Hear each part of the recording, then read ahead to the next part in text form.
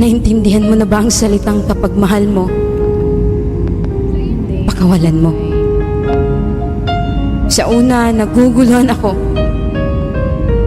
Kasi syempre, mahal mo nga. Bakit mo naman pakakawalan?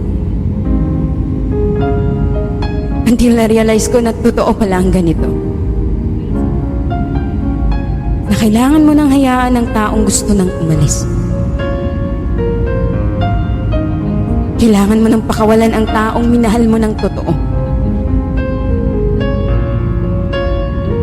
Gusto mong maging masaya siya. Kahit hindi na ikaw ang dahilan sa ngiti niya. At yan ang pinakamasakit sa pagbitaw mo sa kanya. Sa relasyon, hindi lahat ng bumitaw ay hindi na mahal. Minsan bumitaw tayo kasi kailangan nating pakawalan. Yung ikaw na lang ang lumalaban.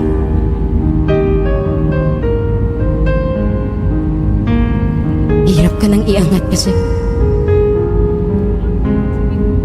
Hinihila naman niya pababa para ikay sumuko na. Kung ikaw ang aking tatanungin, pinakawalan mo ba? O lumaban ka? Ang hirap naman kasi lumaban kung ikaw na lang mag-isa.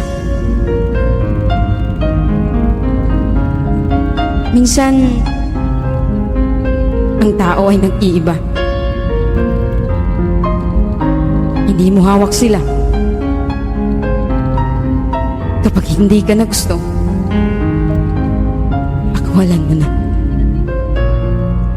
Kahit masakit, kahit alam mong ikaw ang masasaktan, at siya ay sasaya pag bitaw mo sa kanya. Mahirap, pero kailangan. Siguro naman hindi na tayo magmukhang tanga.